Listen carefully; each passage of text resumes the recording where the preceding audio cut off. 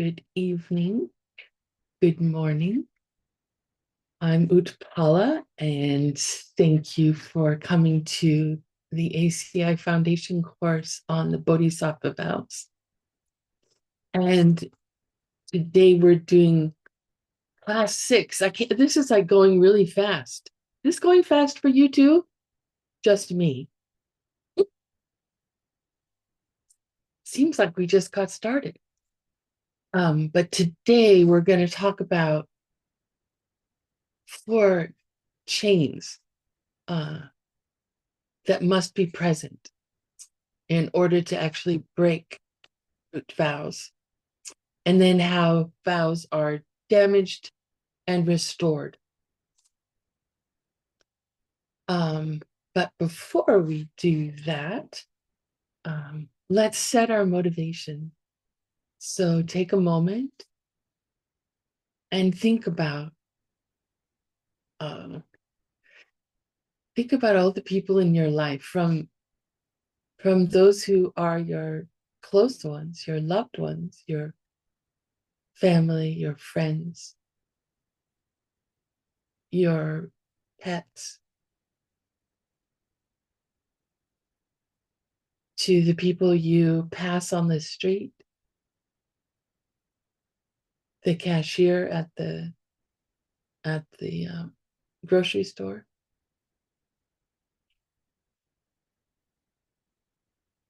the waiter at the restaurant, all the other people in the restaurant,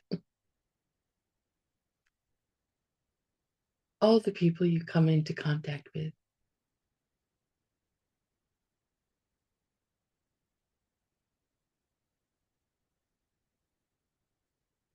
And if they're like me, they're all stuck in this cycle of suffering. Most of them don't even know that there's a path out of being stuck in suffering.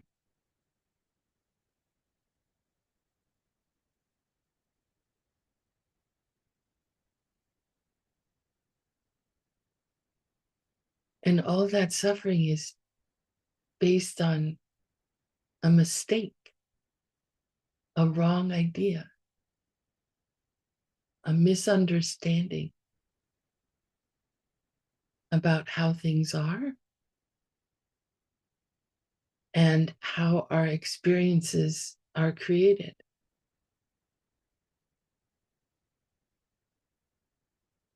It's such a tragedy.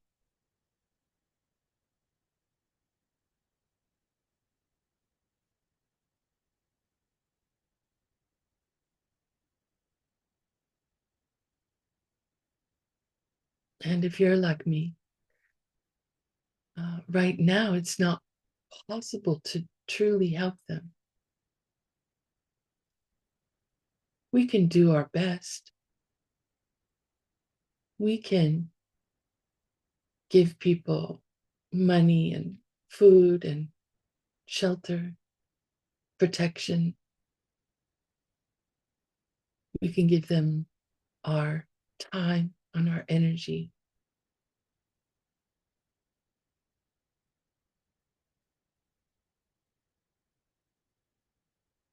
But I'm not yet at the state where I can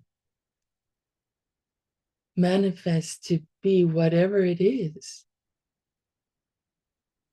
Everybody, on not only in my town, but in my country, on my side of the planet, on the whole planet, on all planets.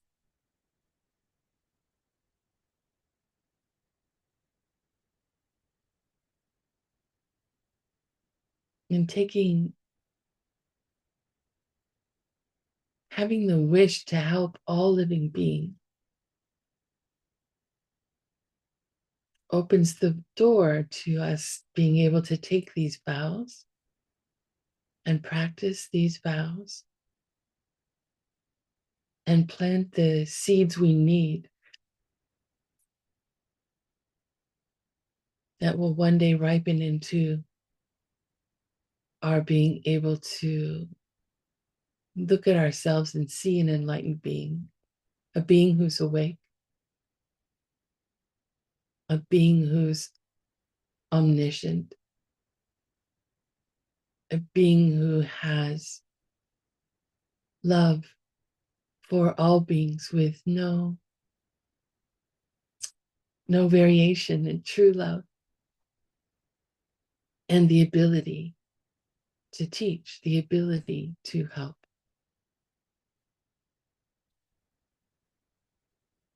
And so may every moment in this class be planting seeds to be able to reach that state for that purpose.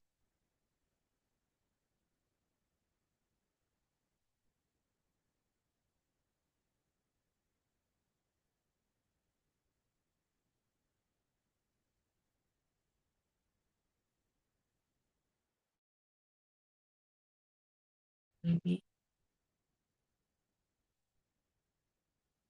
Sashi Puki Jugshin Mitok Tram Mirabling Shin Yinde Gempati Sange Shindu Mikte Uwaki Jokun Namdak Shinla Chuparsho Idam Guru Ratna Mandala Kamnirya Tayami.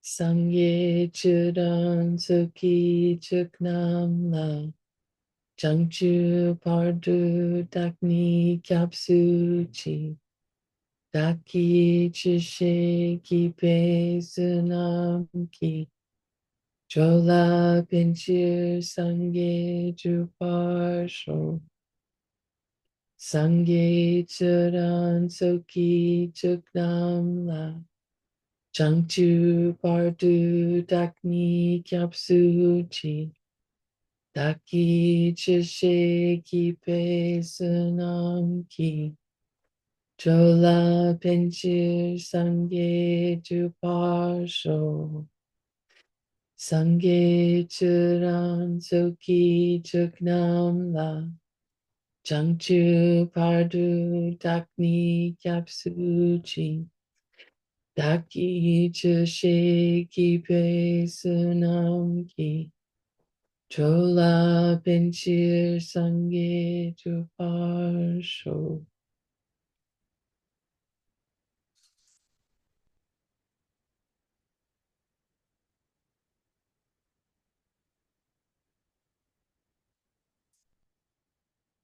So does anybody have any questions from last class?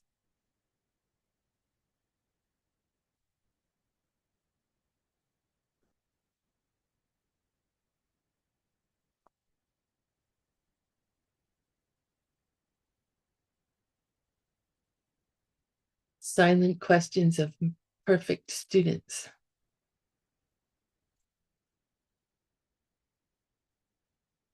Okie doke. So we'll go on then.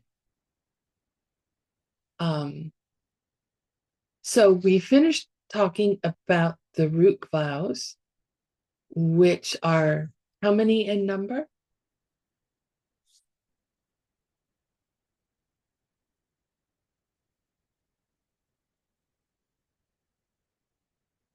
I saw some sign language there. Yes, 18. 18 root vows. And we learned that they're very, very specific, right? Specific activities done with specific types of people, right?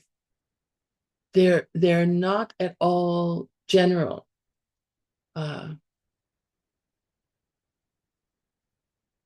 I mean, even wrong views, there are a few of them. not believing in karma is the most dangerous one. And the 18th one, the last one, is very simple: giving up the wish to benefit all living beings.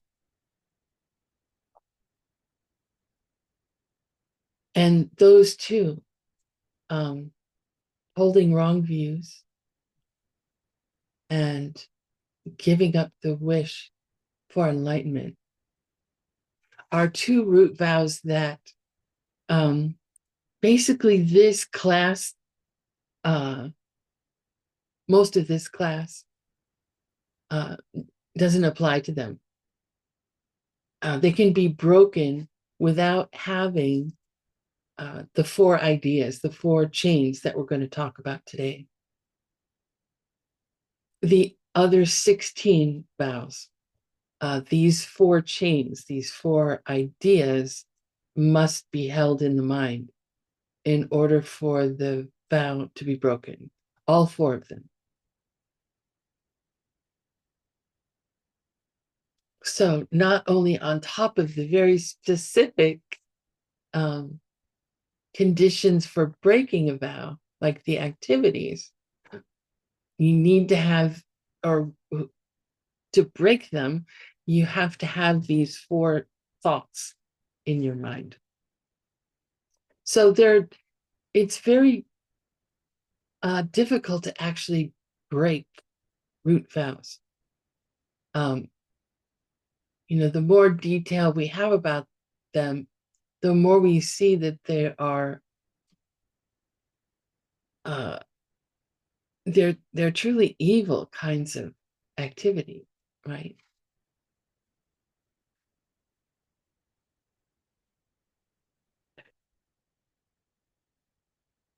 So, like, for example,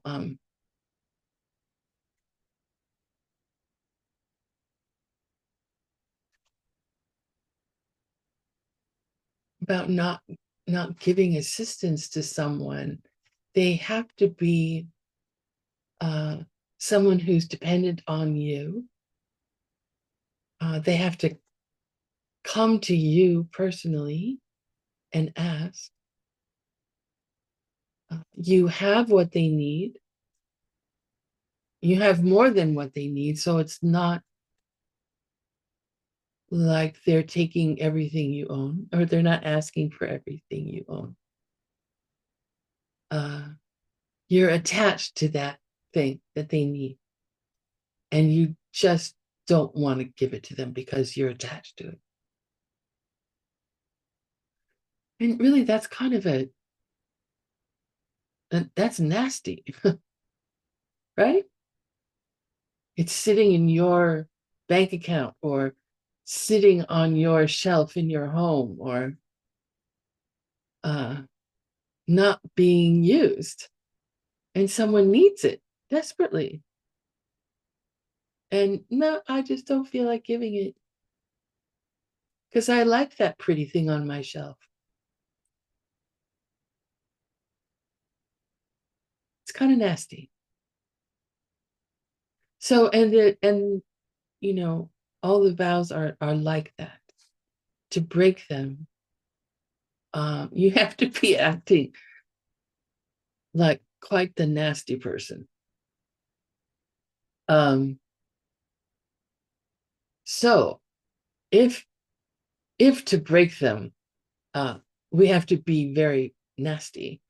That means that the results are going to be very serious, right?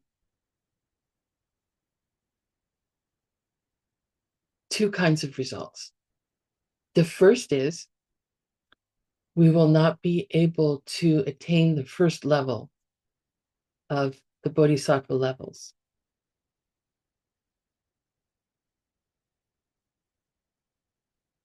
And that's when two things happen together with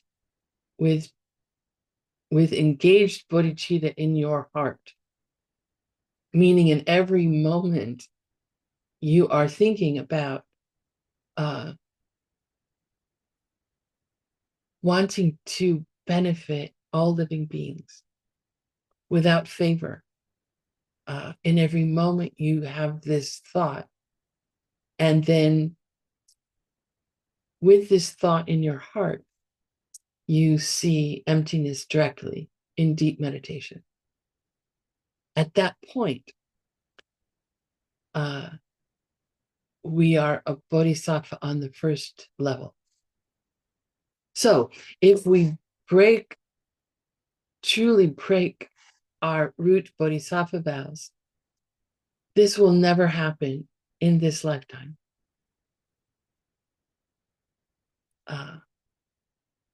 Whatever deeds or whatever seeds we've been planting in our life to have this experience, like coming to this class, for example, those seeds are sort of frozen. They will not ripen into that experience in this lifetime. That's the power of the negative actions that we would have to do in order to break our root bodhisattva vows.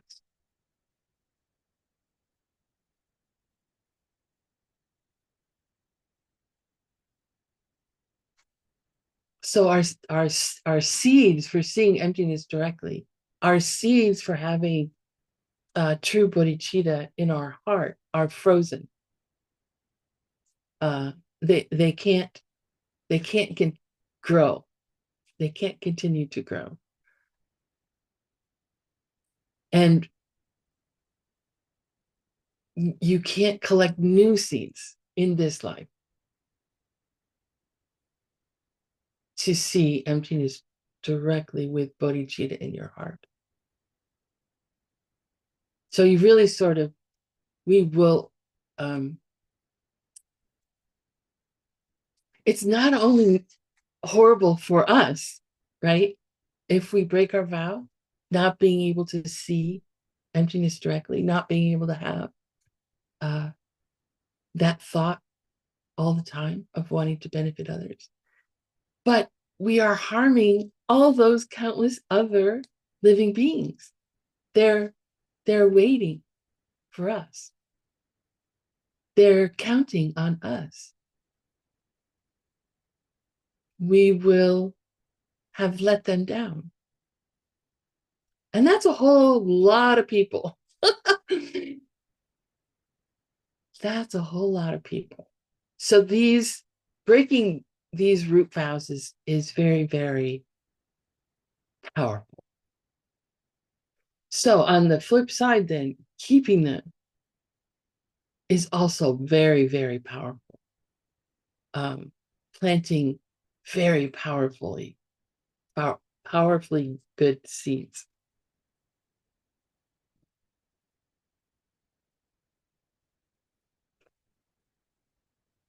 But Jason Kappa says we shouldn't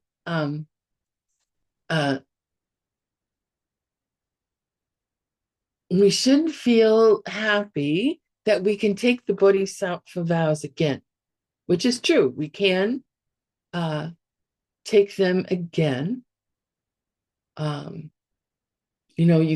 We could take them over and over and over again in one lifetime, but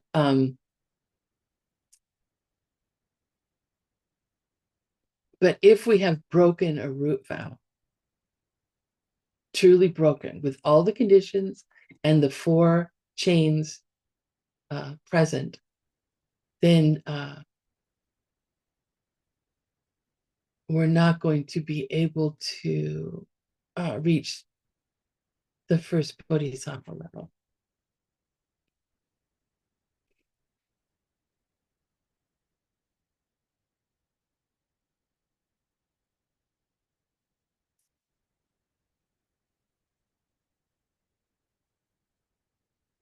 So if you do any of the things that we've talked about with the 18 root vows, except for holding wrong views and giving up the wish to benefit all living beings, even just as a wish or a prayer. The other 16, you need to have the 4 sort of nasty attitudes in your mind. So we're going to talk about these kind of attitudes. They're called kuntri shi. Say, oh, did I share? No, I did not.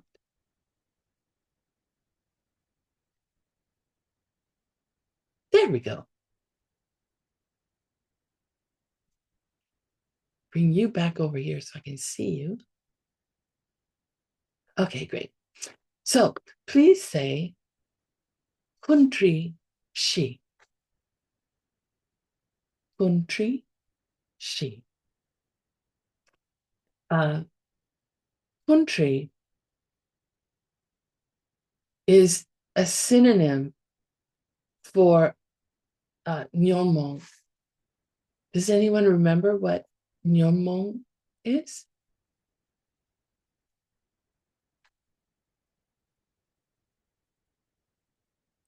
It means mental afflictions or negative emotions.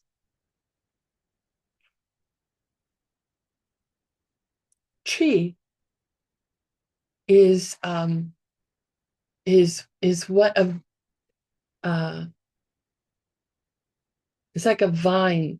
When a vine is growing, it wraps around whatever it can find. It likes to travel up. So it usually wraps around something. Like I have this plant in my yard it's a bush, but somehow, probably by a bird or something, a seed was planted for a vine, and this vine is growing up through this bush. Doesn't get much sunlight in there because it's a bush. It could have gone on the iron railing and had a much better life, but no. So anyway, that's tree. It's do you know the word entwined? Entwined, wrapped around. It's sort of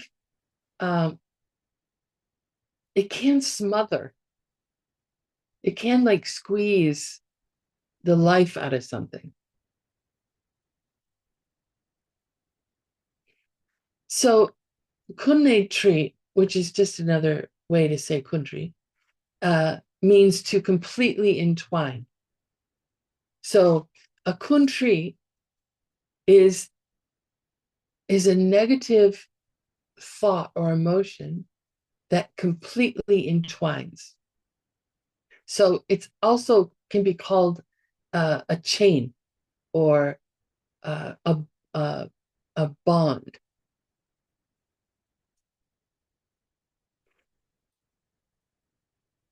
In the Abhidharma, they talk about 8 or 10 different kinds of chains.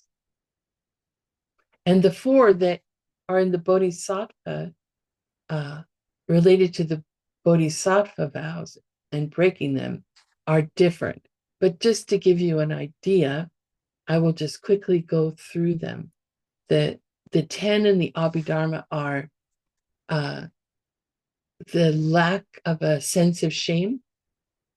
In other words, not being embarrassed yourself to do something negative, to harm someone else or harm yourself. The second is traume, which means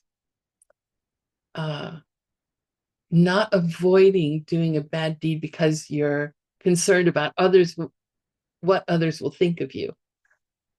Like, for example, your teacher or your fellow Dharma friends. Oops.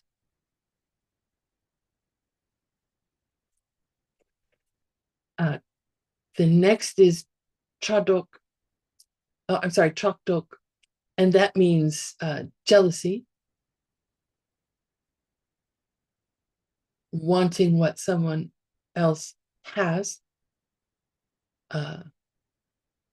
Serna, which means we talked about this one. Not this word, but this idea of being cheap, of wanting to hold on to what we have, not share what we have. Being stingy. Oh, look at this. Thank you. Gupa. Gupa means wild, like mirgu means a wild meat. Me is human. Yeah, avarice is a good word for Sernat. But mirgu is a wild human, which is the word for gorilla in the Tibetan language. So it means this is a word that's also used if you took, I'm pretty sure we talked about this in course 3, which is on meditation. But it means that your mind is wild, like a monkey or like a wild horse. It's distracted to desirable objects. Gyupa sounds similar, but not the same. Gyupa is a special kind of regret, and it's related to feeling regret about having done something good. Like you're generous to someone, and then later on you have second thoughts about it. You regret having done so.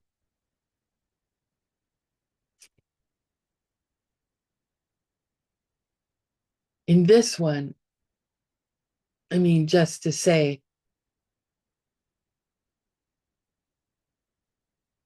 with taking on the bodhisattva vows, um, we're concerned about other people. And when we're new on the path, we may have this like emotion of wanting to do whatever it is we can. And that's a beautiful emotion. We also need to be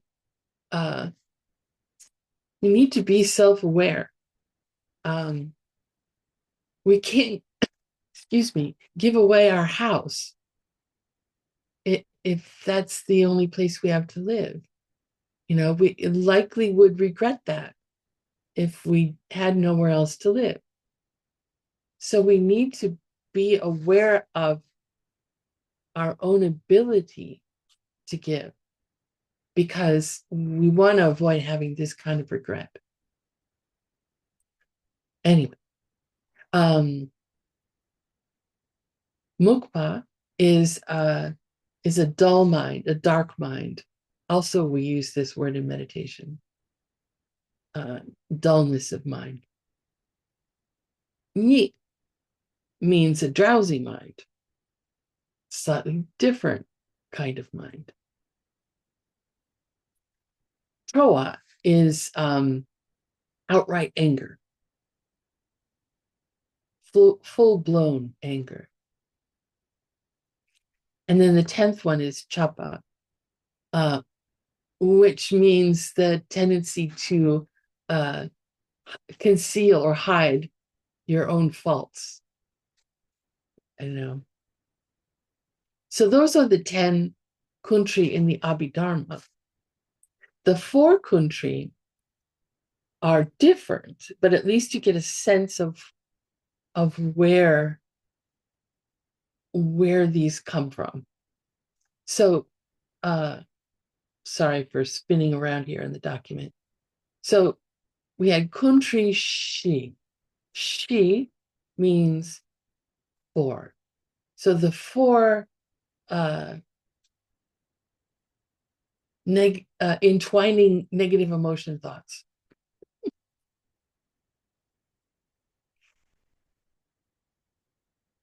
And you have to have all four in order to break a root vow. The first one is nye mikmita. Say nye mikmita. Oops, I have a mistake. I will redo this. This should not be there. Nye mikmita. So if you're keeping the book, Geshe Michael talks about the book where you go through the vows that you have and you check your mind 6 times a day. If you take the vows, you'll want to include the 64 Bodhisattva vows. Nye mik is the thing you're looking for. Something wrong. Something wrong. And mita means to not consider. So you'd be, for example, if you have this thought, you'd be going through your 6 times book and you'd never find anything because you don't think what you've done is wrong. You don't think that what you've done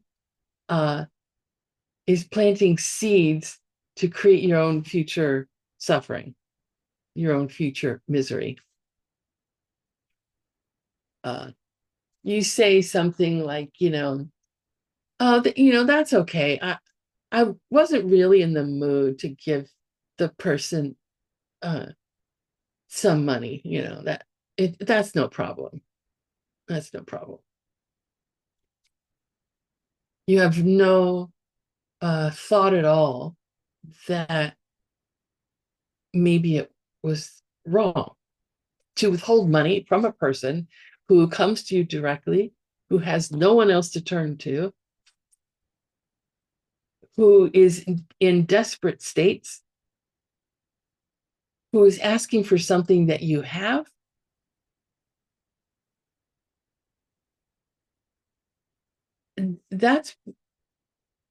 I'm sorry, but that's planting negative seeds. if you don't help them.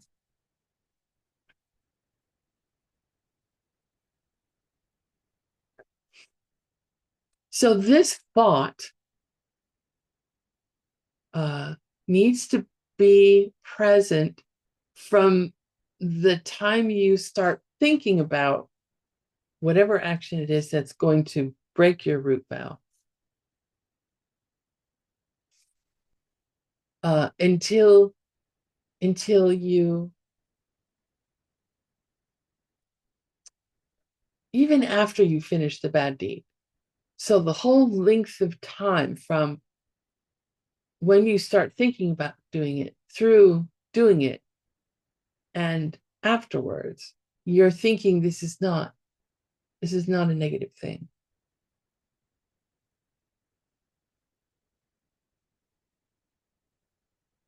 So you can see that this particular thought might come up if we didn't know our vows very well, right? If we just didn't know what actions would break the vows. So it's very important to study. It's very important to refresh our understanding of the vows after we take them and refresh them, read the readings again for this course, every few months or so, once a year, so that so that their details are clear in our minds, so that we are less likely to have this idea, oh, there's nothing wrong. The second of the chains, the four thoughts, is called chut de malok. Say chut de malok. Chut, oftentimes this means activity, but in this context, it means to do again, to repeat the activity. De means to want, to desire. And malok means not to stop. And what this means is you wouldn't mind not, you wouldn't mind doing it again. You'd be willing to do it again, stated positively. You more or less intend to do it again. Malok means not to stop that desire to repeat the activity. So this one happens from the point of view of thinking about doing the thing through the point when you finish the activity that breaks the root vow, or that would break the root vow if all four of these chains are present. So, in terms of holding these ideas in your mind, or in terms of having an idea be absent from your mind, it needs to go on for different periods of time. And hopefully, I will come back to this after we finish going through the four, right? So we've got one, which is not thinking that something, not even considering that something is wrong, that something is an activity that would break the vow. This one is not stopping the desire to do it again. So those are two, in one way, we can say they're two negatives. We're not thinking that something is wrong, and we're not working to stop our desire to do it again. So that, in other words, the absence of thinking something is wrong and the absence of wanting to stop our desire to do it again, those two would be going on from when we start planning what it is we're going to do.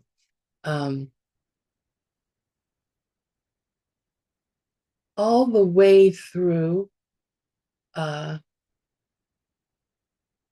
finishing doing the deed.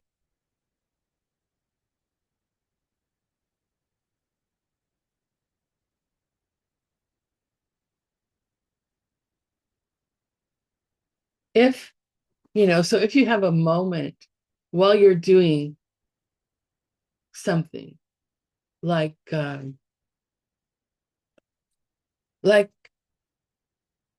not helping someone who has come to you for help specifically, and you're their last resort, you're the last person on the planet who can help them, or the last person that they know who can help them.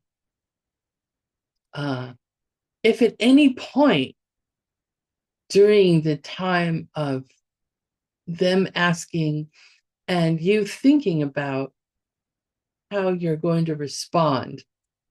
If you have the thought, yeah, gosh, it would be wrong to not help this person. If you have the thought,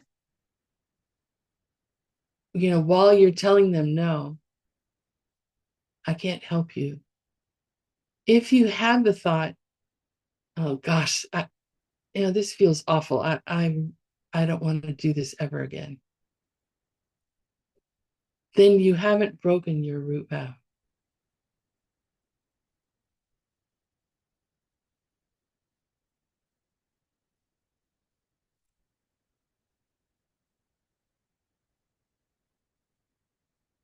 And these two actually are, uh, uh, yeah, we're in Jason Kappa at this point. Jason Kappa says are yenche, which means from that moment on. So even if the next day you say, oh my gosh, I don't want to be that kind of person. That's not who I am. I want to help people. Then you don't break the vow. You don't break it. You don't snatch it.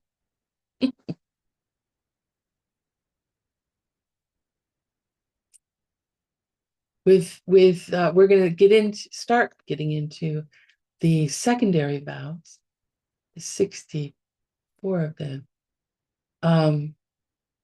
starting next week. And you'll see that for many of them, if you're actively working to control yourself, you're actively working to keep yourself um, from breaking those vows, then you don't break them. So the struggle is the struggle to control yourself is planting powerful good seeds. Even if you were to give in and do the thing, if you're struggling, if you don't want to own it, and we talked about it in the karma course about what makes something a complete powerful karma, and there's that sort of rejoicing about what you did, whether it was positive or negative. So by saying, that's not me, I don't want to do this kind of thing, that is something that helps make that karma not as powerful, or that negative action. Okay, the next two are the positive ones. First, we have gangu. Say gangu. And this means having a sense of enjoyment or happiness about doing this wrong deed, having some sense of satisfaction.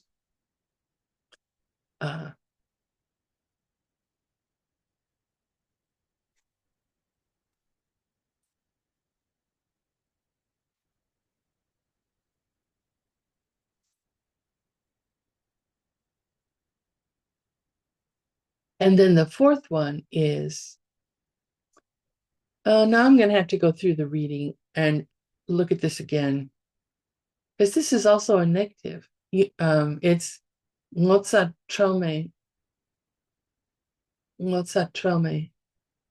which means ngotsa. We've had this before. This is the lack of shame. So ngotsa me is not having a sense of shame yourself. And then Trell is the one where you're you don't want others to see you. So you don't have that one either. So I'm going to have to look up and get more clear about when precisely you have to have these thoughts in your mind. Because I'm seeing three negatives and one, but the reading says there are two negatives and two positives. So I'll get back to you on that. And maybe you read it too, and you can have an idea of what it says. So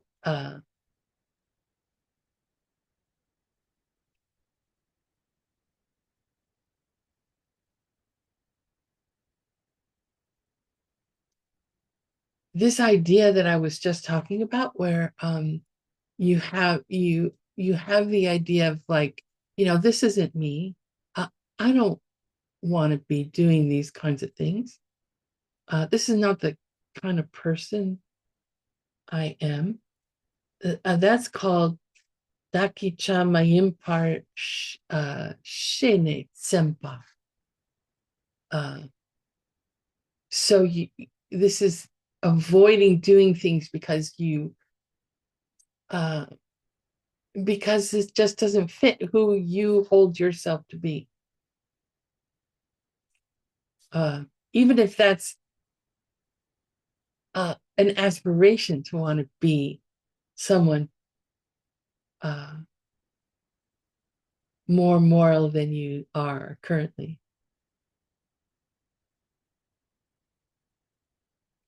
So Zempa means to give up. Oh no, I'm sorry. That means to avoid. So sorry. Zempa is to avoid. You avoid doing bad things because it's not the kind of person you want to be. And then Trell, without the may, is a sense of embarrassment, right? About doing something that others would find not so good.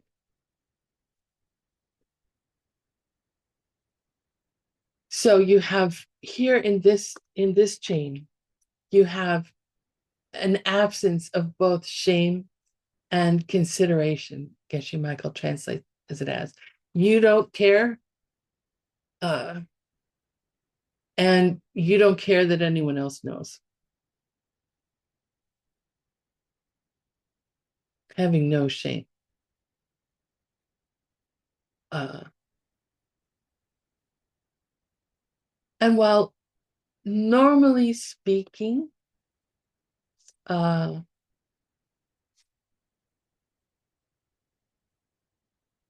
there's this psychological advice to not care what others think of you, not live your life to please other people.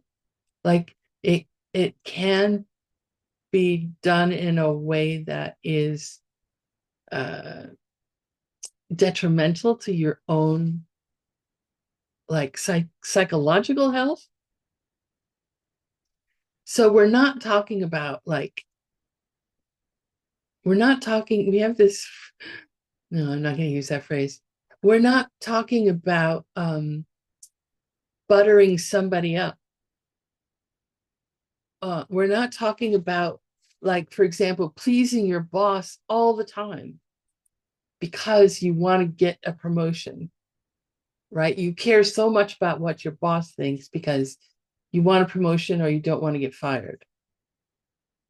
So, if that is held too tightly, like you could be staying in a situation that's maybe not so good for you anyway. Like even if people are are hurting you there or harming you, or you're doing some kind of work that harms other people, but you want to please your boss so much. So it's not like that. It's more like, we also talked in previous classes about how important our Dharma friends are in the practice of the path. And we can help each other keep our vows. We can help each other find ways to use the Dharma in our lives. So, in that sense, it's important to care what other people think, right? Because we can see that their motivation is to help us on this journey that we're on.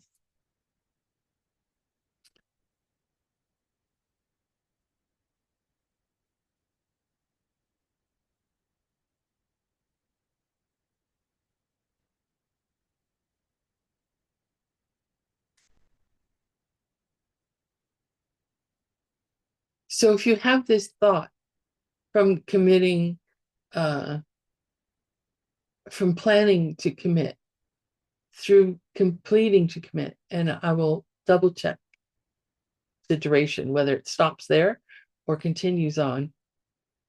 If you have some uh, personal shame, like, oh man, that's not me, or some embarrassment, like, boy, if my teacher found out, but you have to confess to your teacher. Or it would be a good idea to confess to your teacher. Uh, then you wouldn't break the vow if those thoughts arise. You would no longer have the absence of shame or consideration, embarrassment. So all four of these thoughts, or lack of thoughts, need to be going on from the moment you are, planning how you're going to respond or how you're going to act, through to at least the committing of the act. All four of them have to be, all four chains have to be present. And if so, then the vow is smashed. It's broken. If you were able to, even if you did the act, but you were able to, during the planning or while you were doing it, you had some idea, oh, this isn't the right thing to do, or, oh, this isn't me. I don't want to be this kind of person. Or, oh my gosh, what if my teacher found out about this? What if my Dharma friends found out about this? What would they think? If if if you have any of those while this process is going on, then you have not smashed your vow, even if you do it. Okay.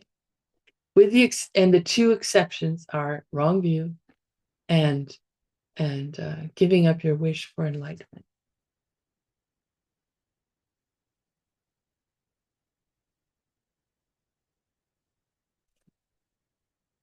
When you do any of the 16 actions without the four chains complete, it's considered breaking a secondary vow. And we're going to get more into secondary vows later.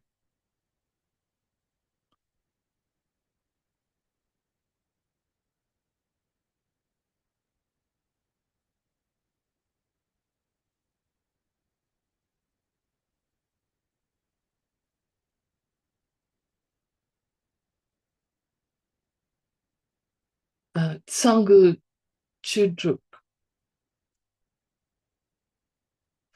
for Tsang means complete,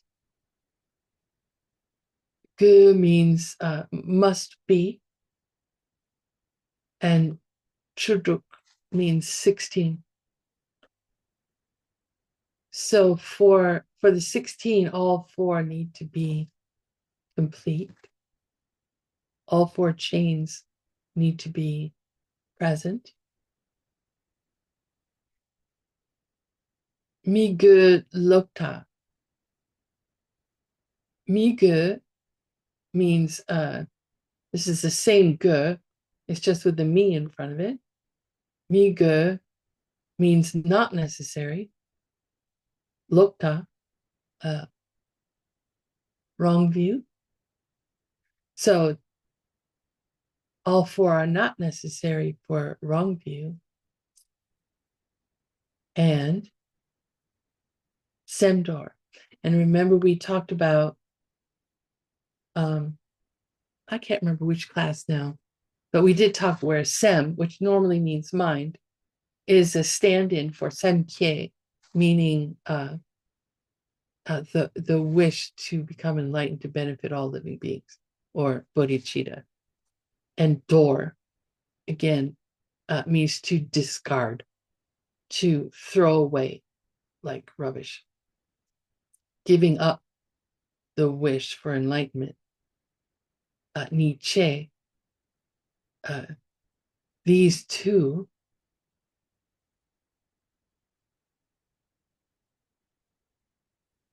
Satsung.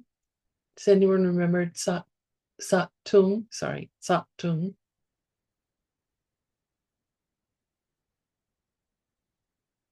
Root downfall. And Shoge means 18. Sung, keep them. So keep the 18. And this what I just read to you, these words from here down to here, if you continue on to the Diamond Way, you'll get a practice that's called Tundruk, which just means 6 times a day. And this practice, you'll see that the 6 times book is like based in that, because when you get your tantric vows, there's a whole you go through your vows 6 times a day, Tundruk, 6 times. And so what I just read here is from the Tundruk of the Diamond Way for a deity that if you take it in this lineage, you would find in your Tundruk. You'd be reading that every day, 6 times. But as Geshe Michael says,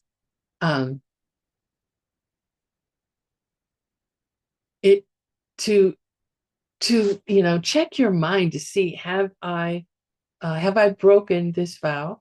For all the vows you have, to go through each one and check specifically, review the previous 24 hours. Have I done this thing? Have I kept myself from doing this thing? What were the specific thoughts I had in my mind? What were the particulars of the situation? Who was I dealing with? What time of day was it? Had I eaten or not eaten? Like what are all the details of me coming close to or breaking vows? That takes more than a glance. That takes more than just reading the name of the vow. That takes time. And if you have 64 of them, just bodhisattva vows, doing that 6 times a day, well, that's pretty much your whole day. Close to it. You got to eat and sleep, remember, and probably work. So what Geshe Michael recommends is that we we look at one vow like every 2 or 3 hours, not counting the time you're sleeping, but you divide the rest of the day up so that you're reviewing 6 of your vows completely. And there are some groups like on different social media apps where someone will post a vow like, okay, it's 10 o'clock, look at this vow. So you can get reminded, or you can keep your book and write your book and go through your vows like that. But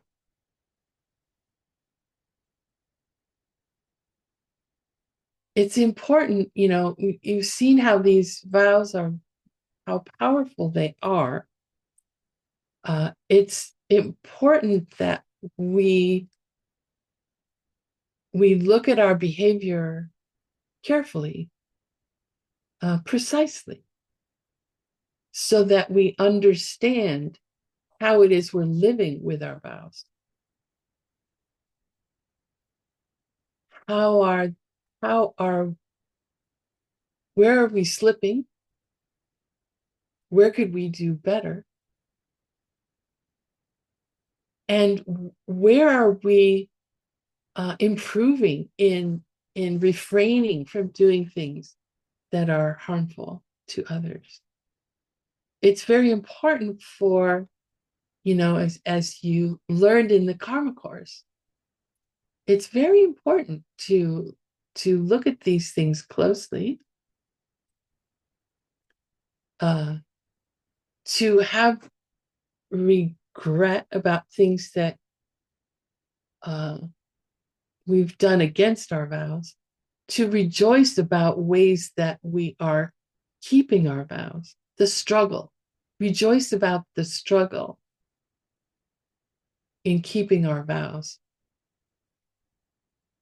Those are 2 very powerful emotions for making karma powerful, right? I sort of skipped by this, but she Sampa Jorwa Tartuk. I think this is talked a lot in DCI and SCIM, but I can't remember. They call it the 4 powers, the 4 flowers, the 4 for something. But Tartuk, that's either you're rejoicing or you're regretting the action you did. It's an important step. 4 powers. Thank you. We actually are also going to talk about another 4 powers, so that's why I get confused. But thank you for that. I think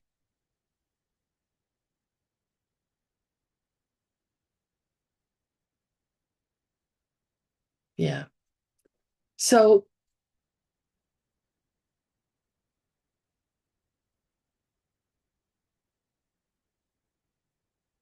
if you break a root vow, totally smash it. You for those 16, you've done the thing with all the conditions met of who and what you're doing, and you have those 4 thoughts, those 4 chains complete, your vows are smashed. Or held wrong views or given up bodhicitta, you've destroyed your vows. You've smashed your vows. And in that case, you would have to take them again. The only way to restore vows when one of the root vows is smashed is by taking them again. So we can take them again, but just remember, having smashed a root vow means we're not going to make it this life.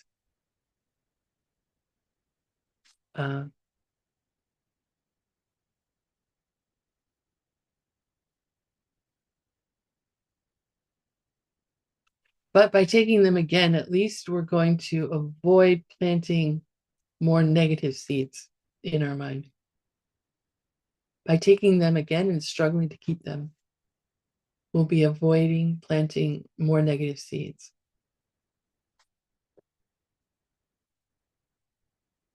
Now, if we break a vow with all the conditions and we've smashed our vows and we have to take them again, that's called a big impurity. A big impurity. That's bodhisattva language. That means, okay, all the conditions were met and the 4 chains were present and it was a root vow. Vows are gone. You can take the vows again as long as you don't lose your munsem. I think we talked about this previously. Munsem is the idea to want to reach enlightenment to benefit living beings. As long as you don't lose that thought. So that thought, no matter how feeble it is, prevents the smashing of a root vow from destroying your ability to take the vows again. So that thought, that tiny little thought, I really want to help people. I want to benefit all people. That tiny little thought makes it possible to have the vows form again in your mind.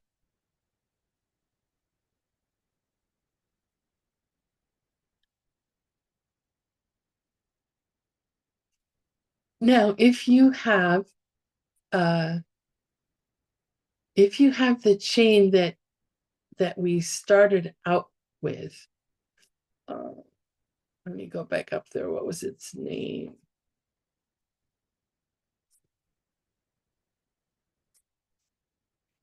Nye Mikta. If we have the thought, this isn't wrong.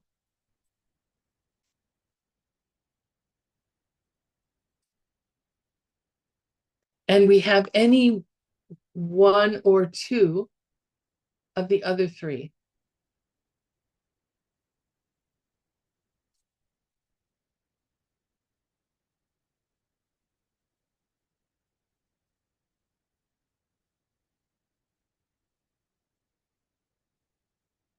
Sorry, let me just find something really quickly.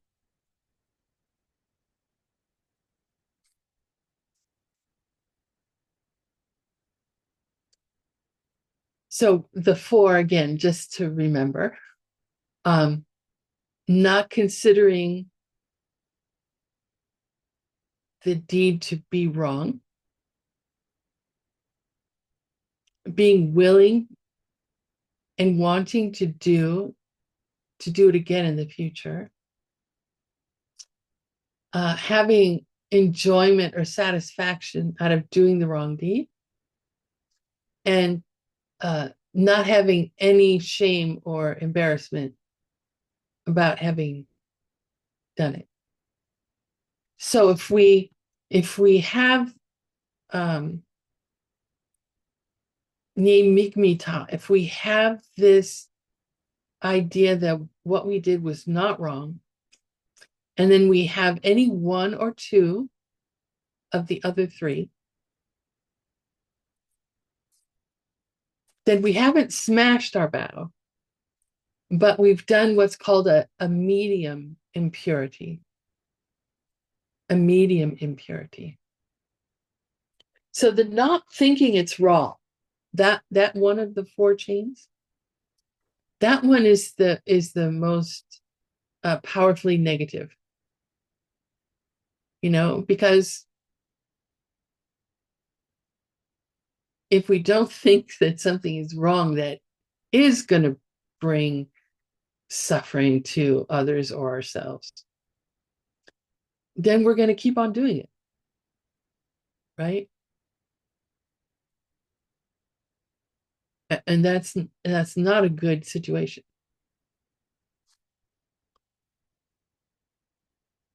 So in that case, if you have that thought that what you're doing is not wrong, and any one or more of the other three, then to fix your vows, to repair your vows, to restore them, you must gather together three people who understand these vows, who understand your practice of taking on the vows and working, struggling with how to live them.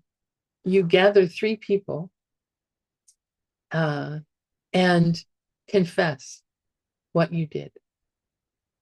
And there's a whole there's like there's a little practice of how you do that.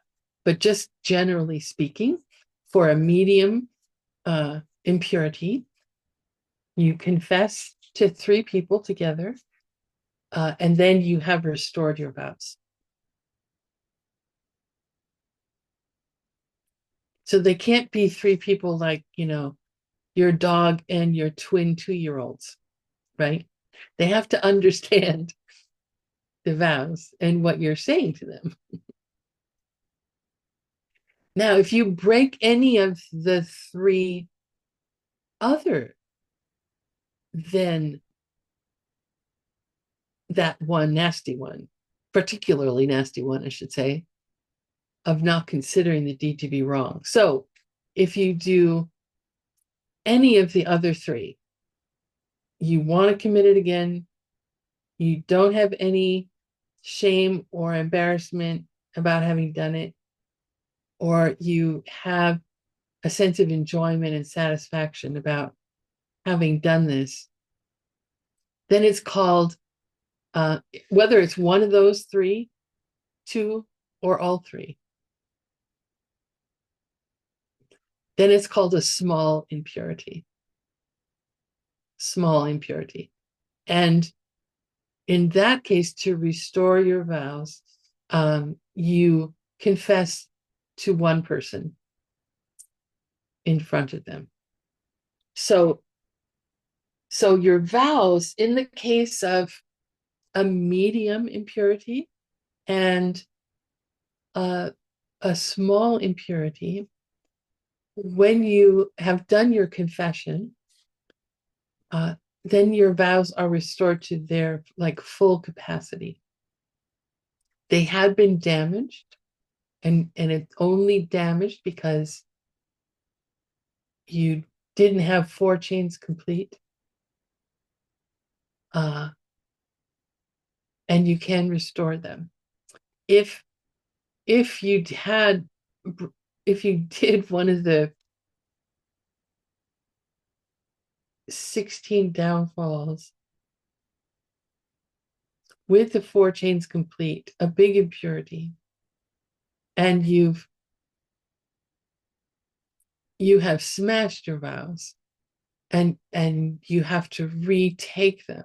You will not be able to reach the first bodhisattva level or, see emptiness directly in this life. Your ability to create or plant positive seeds on that part of the path for this lifetime is smashed. It's not possible. It is possible, though, by taking them again, to not be planting negative seeds. So that is the value in taking them again, even if you had smashed them. If you want to be on this path, which hopefully you do. Now, when you do the confession, when we do the confession, we do it with, sometimes it's called the 4 powers, but not in DCI language, apparently.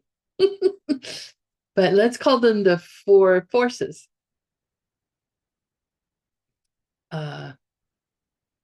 These don't, it's purification.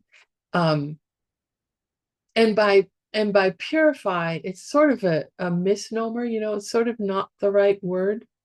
We can't completely purify a negative seed. What we can do is we can make it far less potent, far less powerful, so that when it does ripen, it ripens in a very small way. Like, let's say we've done something like, well, let's say that we were, before we met Buddhism or whatever, before we learned about this kind of morality and how seeds work and all of that, we had been a hunter. And we took great delight in going out and hunting animals, killing them. Or a fisher person.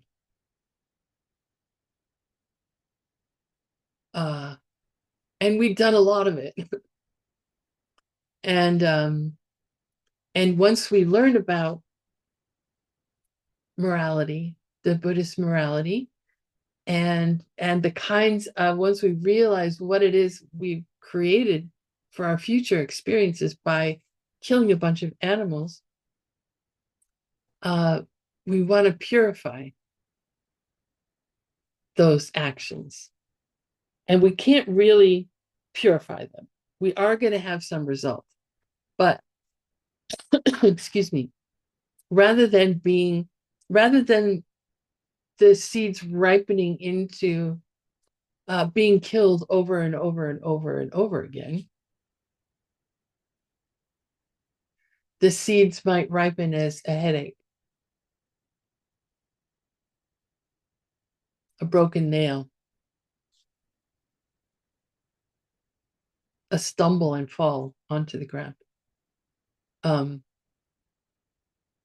Depending on how forceful, how we do these 4 forces that we call purification. Okay, the first force is called Tengito. Tengito. And this means the basis force. And it refers to 2 very basic thoughts that, I start class with us doing these prayers. And in the refuge prayer are both of these 2 thoughts. So it's recommitting to how the teachings and how a direct perception of emptiness, and how becoming an Arya, becoming someone who has seen emptiness directly, those those provide us real protection in living our lives, in uh, in getting out of the cycle of suffering. So rather than just reciting the words, if we feel them in our hearts very deeply, we understand not only what it is we're doing when we take refuge, but why. Why are those thoughts worthy of taking them for refuge? Why are they protection? And then this idea of wanting to achieve, the wish to achieve enlightenment in order to benefit all living beings. So that's the basis, and that's the first thing we do when we do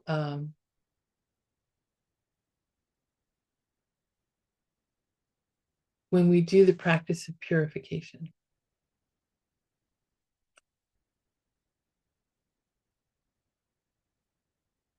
Geshe Michael told a little story about Lord Atisha, that he was well known for, this is back in the day when people were riding around on horses to get anywhere, and he'd be going on long journeys to go teach here and there.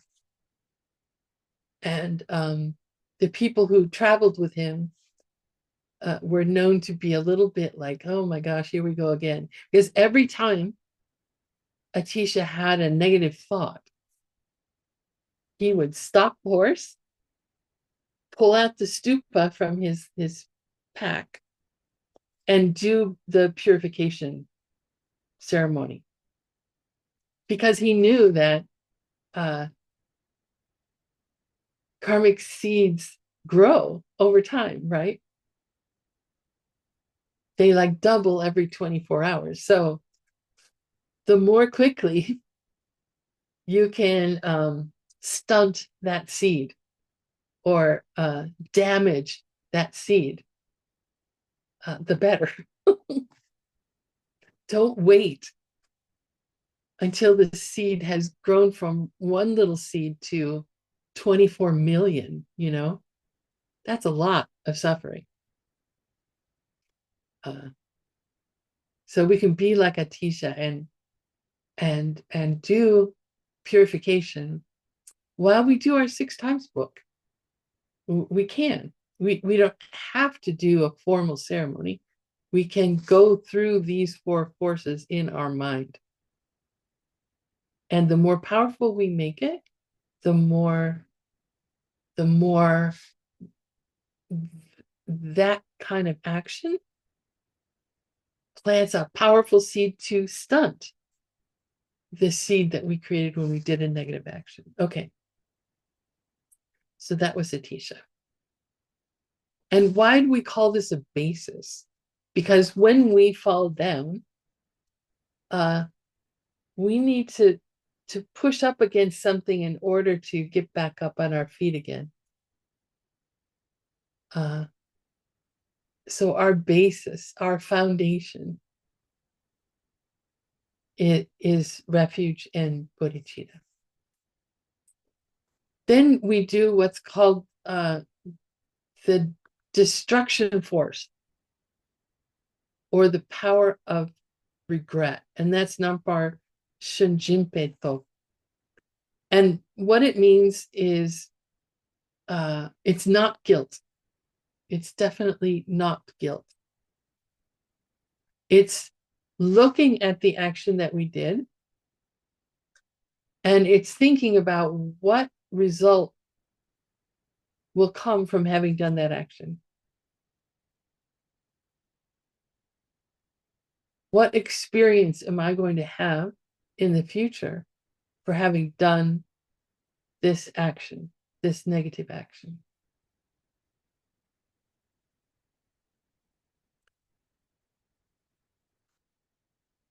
So it's basically to um, to reinforce our understanding of karma, of cause and effect, and to reinforce our understanding of how it is we experience, or why it is we experience what we experience.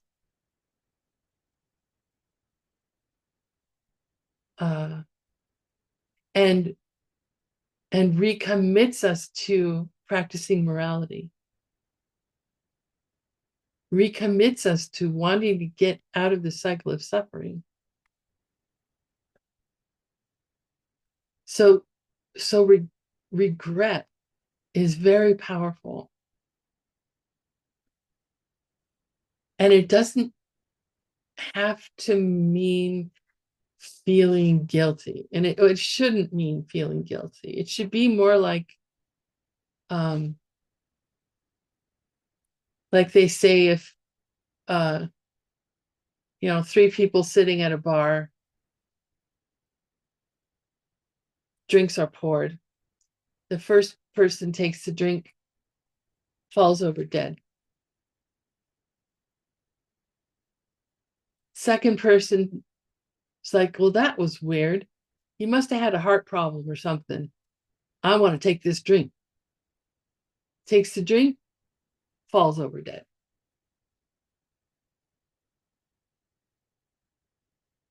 And while he's falling over dead, the third person is starting to sip the drink.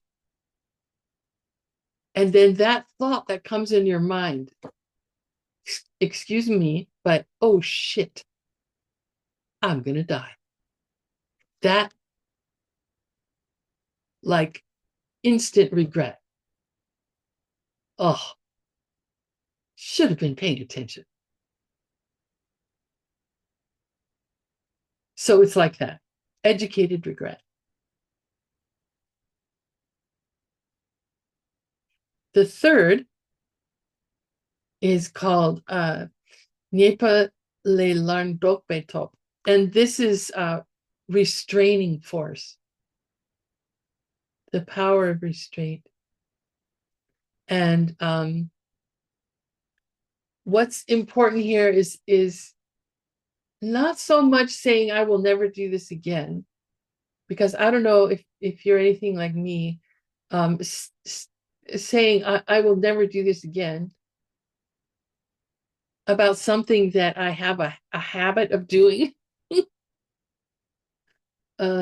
Just saying I will never do this again is not powerful enough to refrain from doing it again in the future. I have to start with baby steps. So the oral lineage around the force of restraint is that we pick a time frame that we'll be able to restrain ourselves. Maybe, and then each time we do it, we can, number one, rejoice that we didn't do it during that time frame, even if it's a minute, even if it's 5 minutes. We can rejoice. Hey, I didn't do it during that 5 minutes. I just did it again after the 5 minutes, but hey, that 5 minutes, I kept my promise. I kept my word. I restrained myself. I rejoice.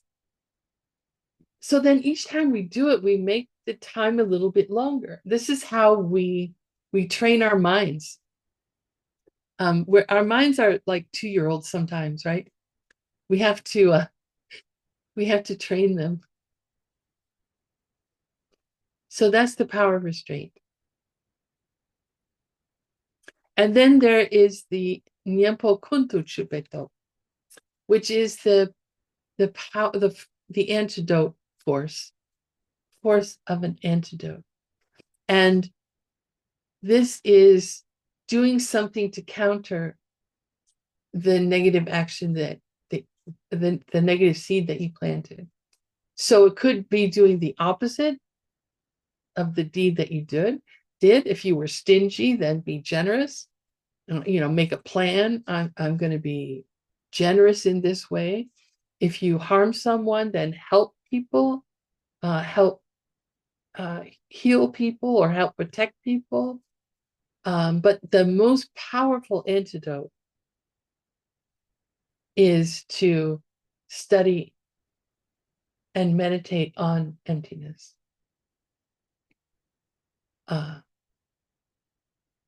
It is with that wisdom, understanding that things don't have a nature of being what they appear to me to be, that everything I experience is coming from seeds ripening in my mind.